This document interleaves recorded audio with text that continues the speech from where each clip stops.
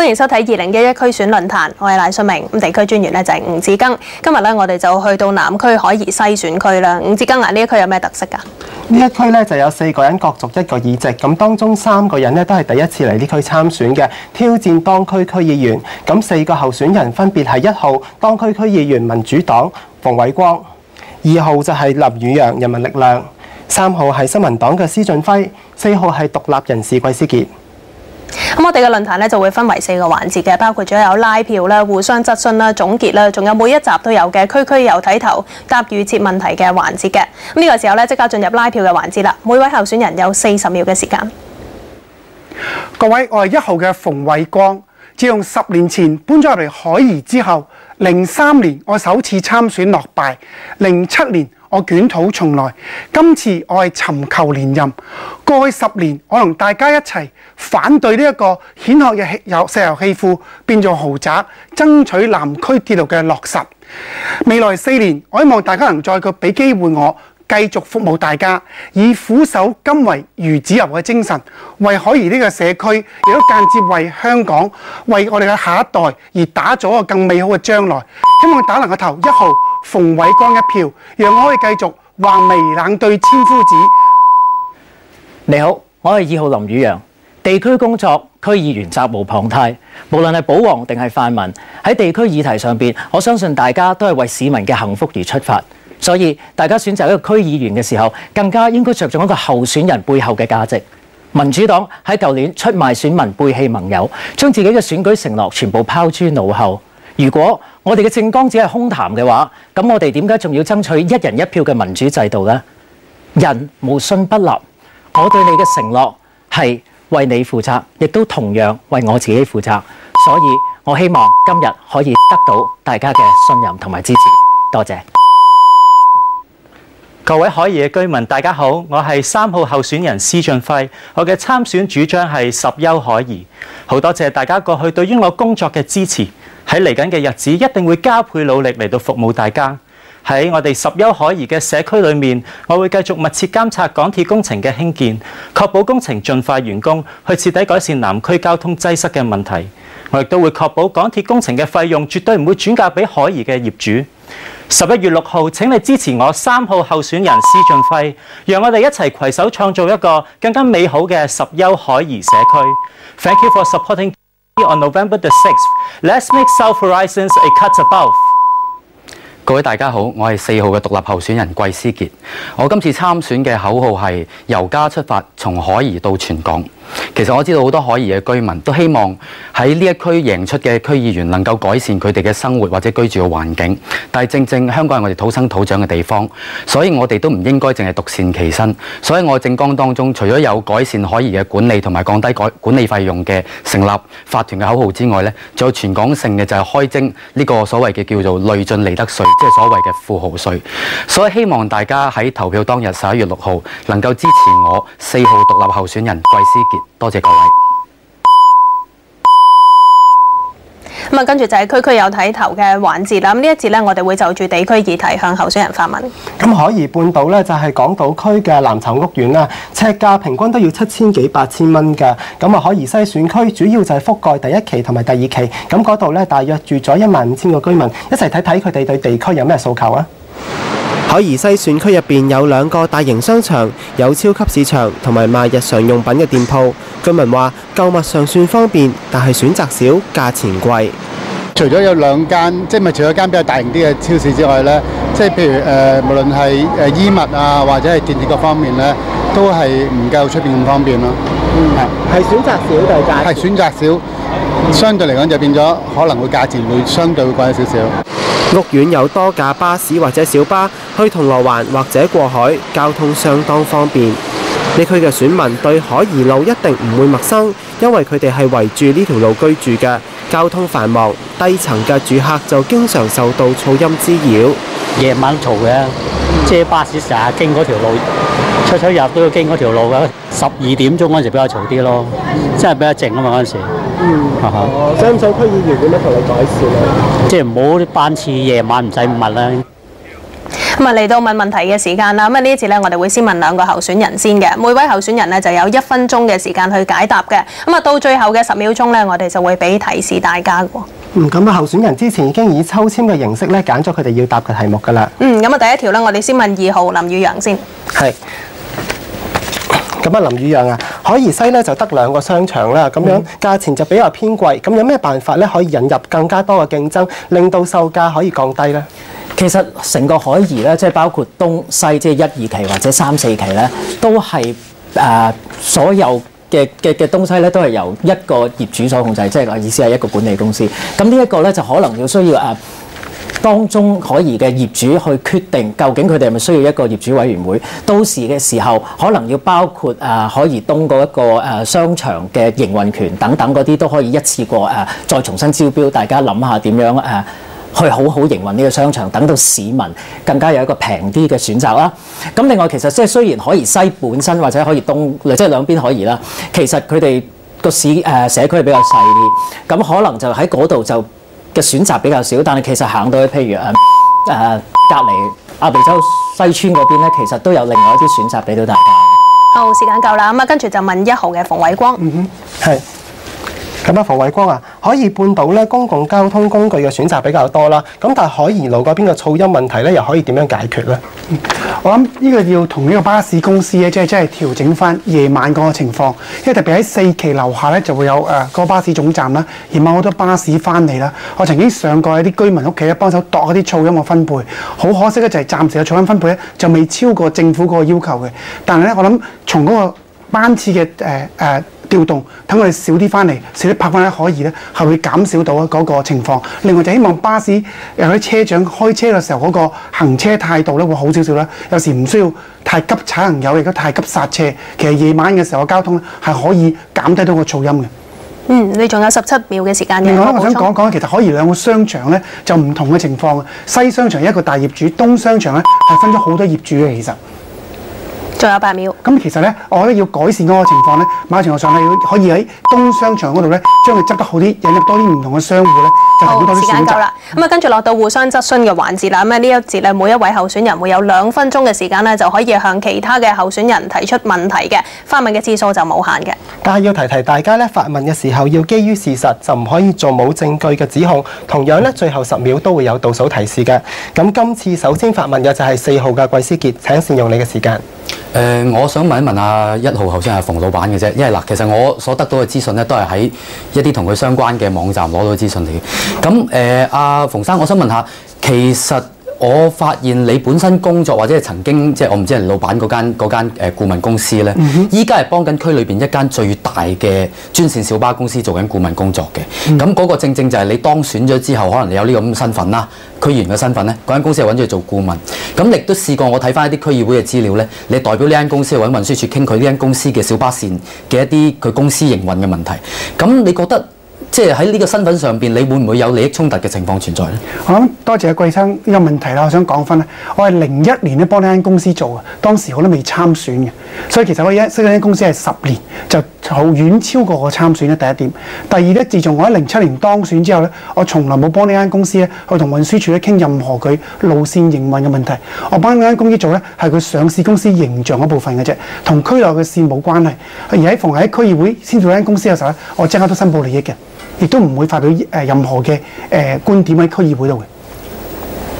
4號你仲有50秒嘅時間可以。我另外一個問題就話，其實區裏邊嘅居民咧，即係喺我接觸咧，佢其實對於依家港島南線東段，特別係 B 出口，即係喺翻海怡路、喺翻海怡半島嗰邊個出口咧，工程係好多意見嘅，包括佢起完之後，其實個地基有8條支柱。咁大家知道，即係如果你地鐵起完之後咧，其實當然嗰度嘅居民梗係想地鐵管翻嗰個保養維修嗰個費用。咁但係依家地鐵佢自己推出個方案咧，就話得我就用一啲石屎包咗幾條鋼柱啊，另外我第1年我包保養啊。但係問題個重點係居民要求話呢啲保養嘅價值唔應該轉嫁喺居民身上。但係好得意喎，我好似見過你有啲單張咧，你就係話要建議居民接受地鐵呢個建議，我想睇你嘅睇法。我想講翻清楚咧，就係第一，而家我唔係建議居民接受呢個建議，我哋即係話咧，大大減低到居民個有可能要負擔嘅費用，即係可能嘅 liability。但係其實我都會爭取。4號嘅時間咧嚟到呢度啦，咁啊跟住輪到3號嘅候選人施俊輝，你同樣有2分鐘時間。好啊，我想問一問阿季思傑先生嘅，好多選民都同我反映啊，就話喺區入邊都從來冇見過你嘅，你點樣可以即係做多啲一啲地區工作，去確保即係居民係睇得到你，或者喺呢個政績方面咧係俾到居民睇到你唔係空降嘅呢個一個議員咧？點樣確保啲居民覺得你係即係願意長期為海怡西嘅居民服務咧？我諗你講緊空降呢個問題，除咗阿馮老闆佢自己喺區內住之外，我哋3個都有呢個情況嘅。咁正正因為我哋有空降嘅話，其實我哋更加需要知道。唔係，我有一個工作辦事處已經係3年。辦事處就係你哋政黨嘅問題啫。我嘅講法就係話，既然我哋都係空降，我更加需要花多啲時間同埋我心思，我要知道呢個區嘅需要係點樣樣，跟住你作出最好嘅一啲建議同埋維護居民嘅利益。即係頭先我問緊阿馮生嘅時候，我都話：喂，佢話已經幫居民爭取到個最好嘅方案，減低佢哋嗰個保養嗰個負擔嗰個價錢嘅問題。但係正正就係我根本唔想幫地鐵保養嗰幾條柱啊！點解要我居民真係食呢樣嘢咧？即係我答到呢度。我想即係繼續再追問阿馮生啦，因為你之前出過一張單張，就係港鐵咧係接納你嘅建議，將呢個8條嘅鋼柱咧改為用石屎柱嘅。你承唔承認你有出過呢一張單張？嗰個用石屎柱包裹，減低咗有可能嘅費用。跟住我下一步都係繼續爭取佢永久保養。但大家要注意咧，就係我哋唔可以做一啲空嘅承諾嘅，因為根據法例咧，佢真係可以只係做1年，但我可以用呢個政治議會嘅力量逼佢永久保養。我想提出嘅就係好多居民話俾我聽，你喺呢張單張有誤導嘅成分。第一咧，你係事實不符嘅，因為咧。其實港鐵嗰個建議係佢自己提出嚟，唔係你嘅民主黨提出嘅。第二呢，就係呢一個鋼柱嘅問題呢，其實港鐵提出嘅建議唔係話將鋼柱變咗做全石屎嘅柱，只係用外包石屎呢個嘅方式咧去做嘅。請俾啲時間1號候選人回應啊！我想講翻就係我哋同港鐵有溝通，要求佢盡量去減低嗰個費用，用石屎嚟包咗個鋼柱咧，係會減低呢個可能嘅費用。但係我知道永久單張唔同。好，時間夠啦。好，3號嘅候選人時間夠啦。咁啊，廣告翻嚟繼續區選論壇。繼續南區海怡西選區嘅區議會論壇啦，咁啊繼續都有4位候選人喺度啊。係啊，咁我哋呢節翻嚟咧，繼續區有睇頭嘅環節，睇下居民關心嘅議題。咁請先睇片。喺海怡半島要出入港島其他嘅地區，香港仔隧道係必經之路，但係假日就經常塞車，一塞就成個鐘，連累巴士都唔準時。車就脫班㗎啦，冇辦法。佢一塞車，其他就 OK 嘅應該，但一塞隧道咧就冇辦法解決唔到。脫班最嚴重係點樣？可以例如平時5分鐘可以等成30分鐘㗎。政府已經拍板興建南港島線，終點站係海怡半島。港鐵站嘅出入口位於海怡路同埋怡南路，工程開始動工，居民希望噪音同埋污染嘅影響減到最低。除咗交通問題，亦都有人關注區內嘅老人設施。老人設施唔夠咯，如果係就因為咧其他啲嗰啲咩屋邨或者咩咧，咪有啲老人嗰啲即係活動嗰啲手啊腳啊嗰啲嘢嘅都有嘅，但呢度好似唔覺有咯。即係公園入邊嘅意思？係啊，公園入邊就係少咗呢一樣設施咯。嚟到預設答問嘅時間啦，咁啊同頭先一樣啦，都係有1分鐘嘅時間咧，俾各位候選人做回應嘅。咁啊最尾10秒鐘咧都會有提示嘅。咁呢一節咧，我哋就先問3號施俊輝。施俊輝頭先就已經抽咗題目㗎啦。咁題目就係咧，南港島線其實要咧去到2015啊或者之後咧先至可以會有㗎。咁啊呢幾年嘅時間咧，成日塞車呢個問題可以點樣解決咧？多謝你主持你呢個問題啦。其實頭先咧睇得到個片段入邊提出話咧呢個脫班嘅問題，即係話有時等下等30分鐘都冇車。我諗呢個現象咧，其實可以透過精密啲嘅數據分析咧，去調動嗰啲班次嘅巴士班次嘅數目。點解呢一樣嘢冇做到咧？我諗居民咧，包括片段入邊嗰位嘅小姐咧，就要問一問我哋現任嘅區議員啦。你睇一睇馮生嘅政綱，4年前就話要改善呢一個交通嘅問題，4年後咧依然都未認真處理過呢個問題。今時今日595啊呢啲脫班嘅現象，有時等30分鐘都冇車，都依然係未解決嘅。所以咧，我覺得要透過啲精密嘅分析，仲有嚟講咧，而家天馬南咧，即係呢個落成之後咧，去金鐘嗰個嘅班次一定要作出最快要適當嘅調動，先可以認真解決。好，最後我哋問4號嘅季思傑。係。季思傑啊，咁啊海怡半島咧落成差唔多有20年啦，咁人口都開始老化㗎啦。咁你覺得目前嘅設施係咪已經可以足夠咧配合到長者嘅需要咧？我諗正就係同我即係4個候選人都冇嘅政綱，只有我有嘅啫，就係講緊即係我會推動區內佢哋啲居民咧搞呢個法團，因為大家知道其實喺依家香港嘅即係樓宇管理嘅法例裏邊，其實你所謂嘅叫做業主管理委員會，其實只係一個諮詢角色。當然我而家唔係講緊話依家喺區裏邊個業主管理委員會或者管理公司做得唔係太好，但係正因為佢只係一個諮詢角色咧，佢唔能夠爭取到一啲嘢咧，係管理公司一定會聽嘅。所以我除咗話係幫到個屋苑個管理改善之外，其實如果成立咗法團之後咧，我哋正有反映翻，咦區裏邊可能老人家比較多，我加翻多啲設施，咁管理公司為住佢一定要保住佢做管理公司呢份生意呢份 job 嘅話，佢就一定要做呢樣嘢。好，你仲有10秒鐘時間。另外我想講嘅交通，即係除咗係即係其他嘅安排之外，其實我另外一個政綱講全港性嘅話，要回購即係東隧西隧。時間到呢度啦，咁啊跟住落嚟咧就到第2 part 嘅互相質詢環節啦。仲有2位候選人咧就會向其他候選人發問嘅，每人同樣咧都係有2分鐘嘅時間嘅。咁啊發問次數就冇限，不過咧就要俾時間對方做回應嘅。係啊，咁提大家啦，咁啊提問咧都係要基於事實發問，唔可以做咧冇證據嘅指控。咁都係有10秒鐘嘅倒數提示。咁啊，輪到2號嘅林宇陽，請你發問。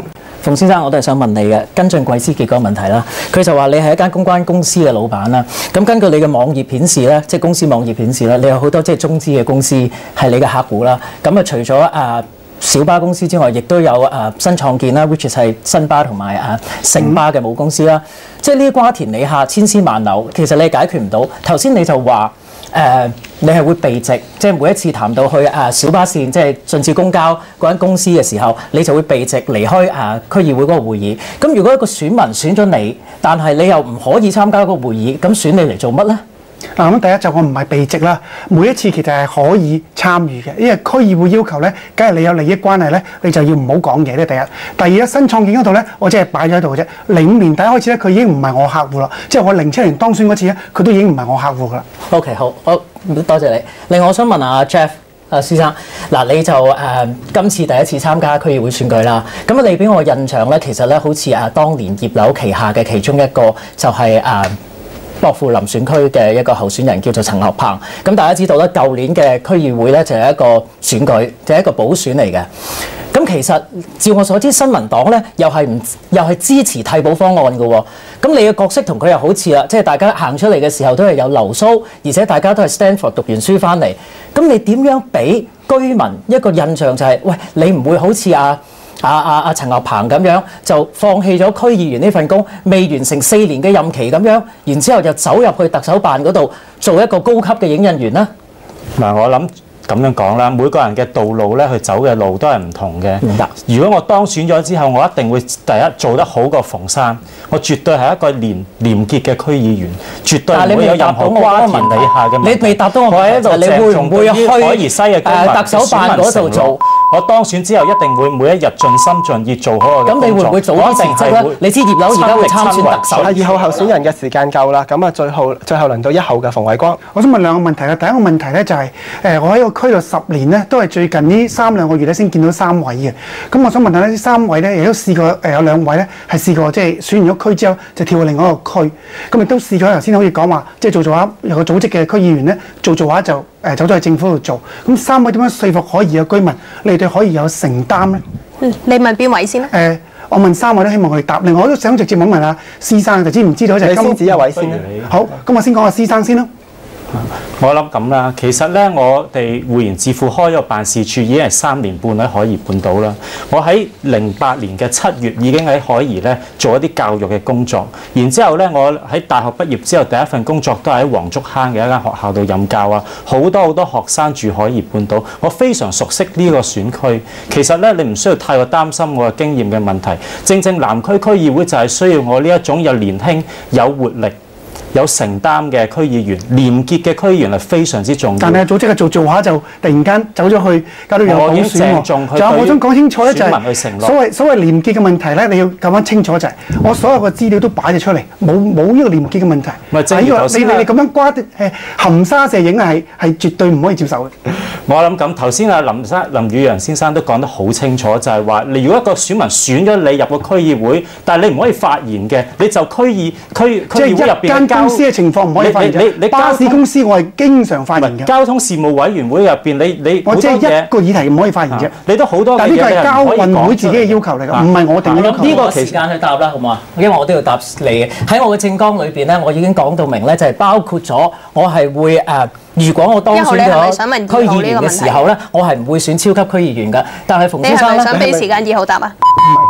你繼續先啦，你就話我想講佢講承唔承擔啫喎。我梗係承擔啦，因為喺我嘅政綱裏邊，我已經寫到明，我甚至乎將自己嗰個兩個自己嗰個80%嘅。好，時間夠啦，1號嘅時間嚟到呢度啦，咁啊跟住落嚟咧就到最後總結拉票嘅環節啦。呢一節咧每位候選人咧就會有40秒嘅時間嘅。今次就會由候選人編號最大嘅先開始，咁請先4號嘅季思傑。各位大家好，我係4號嘅獨立候選人季思傑。呢一區咧好似好多選擇，你有4個候選人。咁有一啲咧，佢自己連咩叫利益衝突啊，或者咩叫居民權益，佢都會扭曲嘅。呢個你一個選擇。另一種咧，可能佢好遠走嚟呢一區咧，為咗要報仇雪恨嘅啫，又係一個選擇。仲有一種咧，佢哋個政黨背景咧就係無論大小事情蚊叮蟲咬，佢都話不如我哋都係揾阿爺釋法啦。咁我就將呢個香港嘅所謂港人治港完全放棄。而我本人話俾你知，我嚟到呢一區係真係想贏得呢個議席。用我嘅能力去推動社會嘅改變，所以希望大家投票當日能夠選我季思傑4號獨立候選人，多謝大家。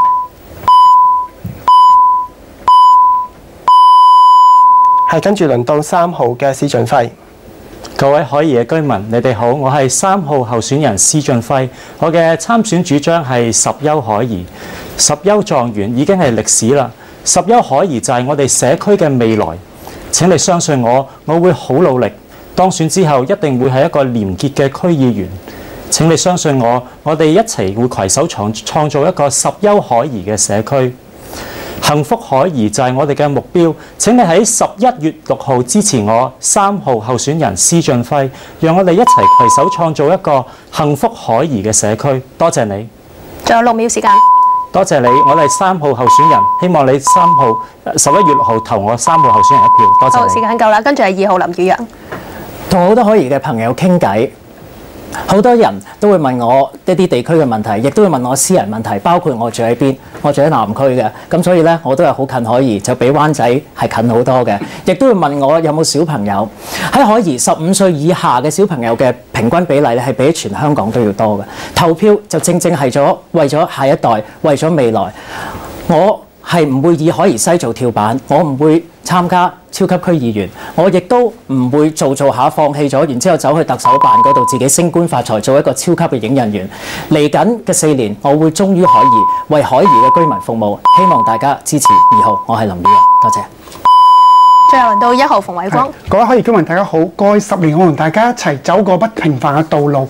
我朝頭早去拉票嘅時候，見到一個姓鄭嘅同學，小學嘅學生同我講，希望個地鐵快啲起好，等佢翻學方便啲。我喺家訪嘅時候，我喺鳳山縣做漁民嘅，佢同我講唔希望我議會咁多暴力嘅文化。今次雖然我哋有4位候選人，但係我整體嘅講法就係、你要揀一個有承擔、有扎根、認識你嘅社區嘅一個候選人。而我做法就係橫眉冷對千夫指，俯首甘為孺子牛。希望大家能夠喺11月6號投我一票，支持一個扎根同埋有承擔、實幹嘅候選人。多謝大家。好，時間到呢度啦。經過今日咁多個環節咧，相信大家對幾位候選人咧都有更加深入嘅了解啦。咁今集嘅區選論壇就嚟到呢度啦。